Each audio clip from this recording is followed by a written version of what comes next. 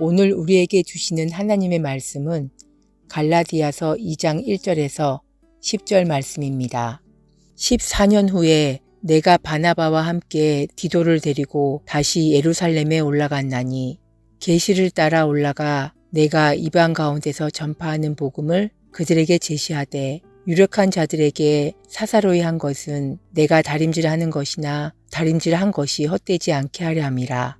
그러나 나와 함께 있는 헬라인 디도까지도 억지로 할례를 받게 하지 아니하였으니 이는 가만히 들어온 거짓 형제들 때문이라. 그들이 가만히 들어온 것은 그리스도 예수 안에서 우리가 가진 자유를 엿보고 우리를 종으로 삼고자 함이로되 그들에게 우리가 한시도 복종하지 아니하였으니 이는 복음의 진리가 항상 너희 가운데 있게 하려 함이라. 유력하다는 이들 중에 본래 어떤 이들이든지 내게 상관이 없으며 하나님은 사람을 외모로 취하지 아니하시나니 저 유력한 이들은 내게 의무를 더하여 준 것이 없고 도리어 그들은 내가 무할례자에게 복음을 맡은 것이 베드로가 할례자에게 맡음과 같은 것을 보았고 베드로에게 역사하사 그를 할례자의 사도로 삼으시니가 또한 내게 역사하사 나를 이방인의 사도로 삼으셨느니라. 또 기둥같이 여기는 야고보와 게바와 요한도 내게 주신 은혜를 알므로 나와 바나바에게 친교의 악수를 하였으니 우리는 이방인에게로 그들은 할례자에게로 가게 하려 함이라. 다만 우리에게 가난한 자들을 기억하도록 부탁하였으니 이것은 나도 본래부터 힘써 행하여 왔노라. 아멘. 이방인에게 복음을 전하던 바울은 이제 14년 만에 예루살렘으로 가게 됩니다. 바울은 바나바와 함께 디도를 데리고 예루살렘으로 향했습니다. 바나바는 유대인으로 할례를 받은 사람이었지만 디도는 헬라인으로 할례를 받지 않은 사람이었죠.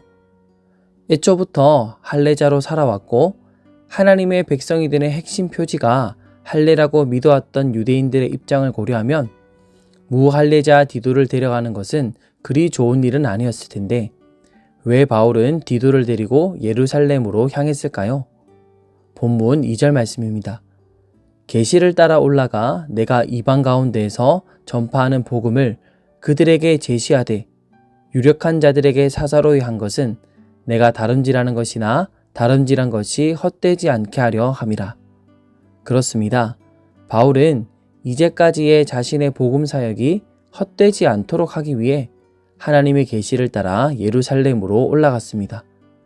앞서 갈라디아서 1장 말씀을 통해 들으셨듯이 갈라디아 지방의 교회에는 바울의 사도권에 대해 불신하는 세력이 있었고 또 교회에 거짓 복음을 증거하는 사람들이 있었습니다.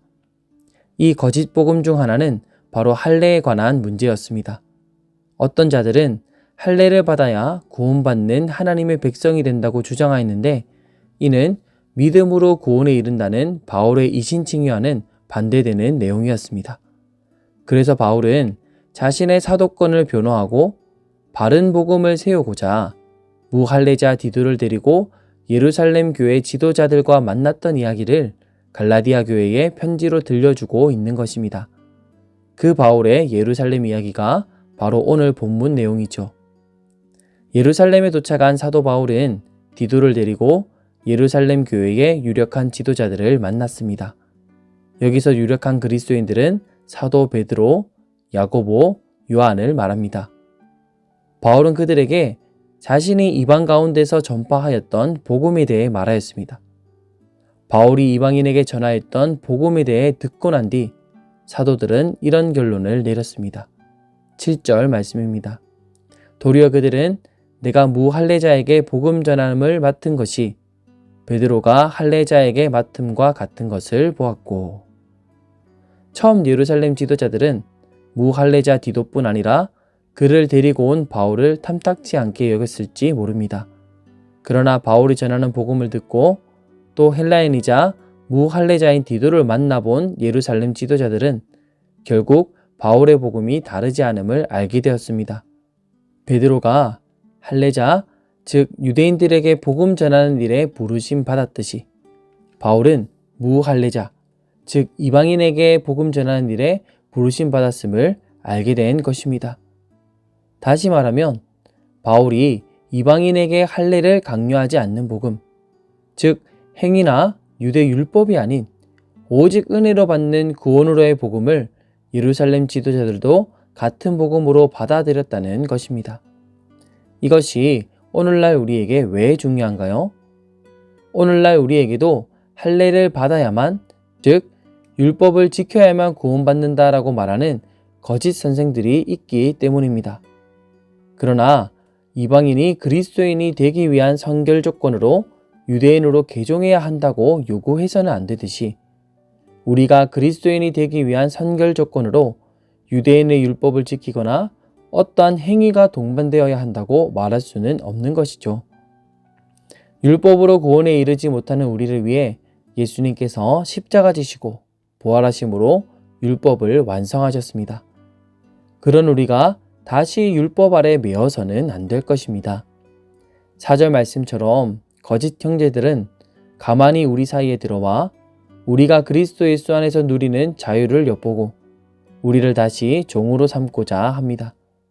율법에 매이게 만들고 그리스도의 은혜를 축소하고자 합니다. 그럴 때마다 우리는 복음의 진리, 즉 믿음으로 구원에 이르는 은혜 안으로 다시 들어가야 합니다.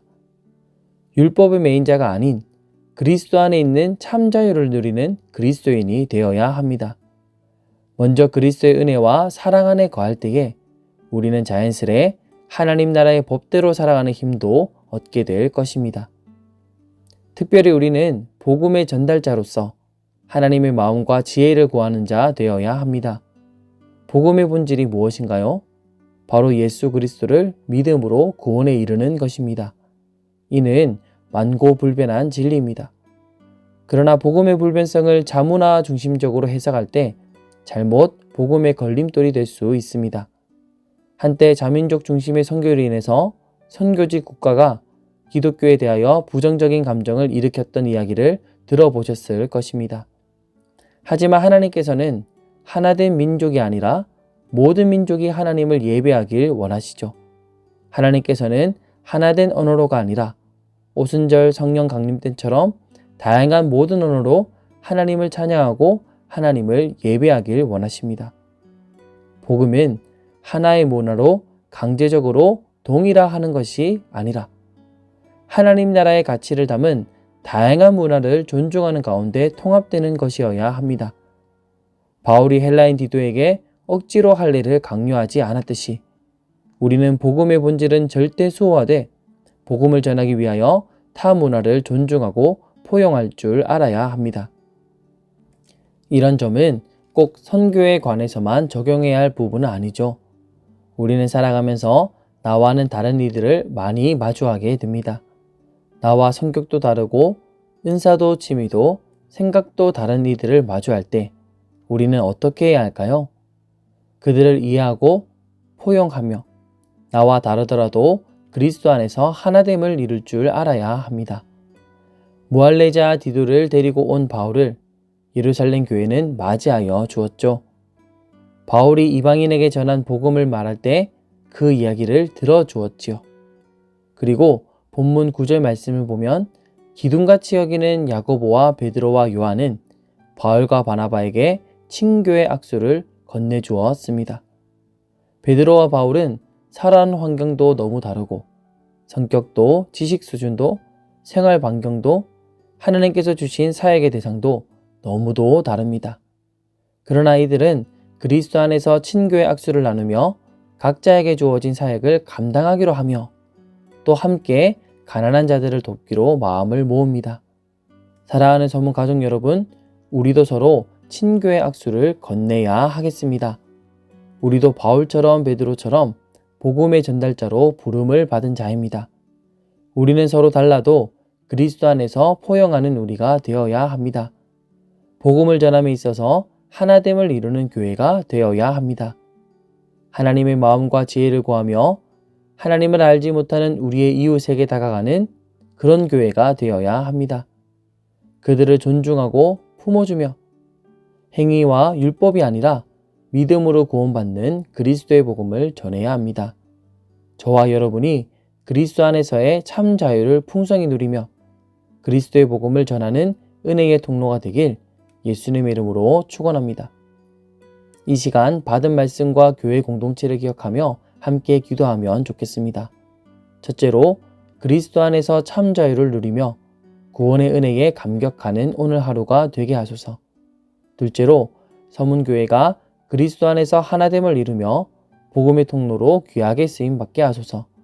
이 두 가지 제목으로 기도하시고 개인의 기도 제목으로 기도하시겠습니다.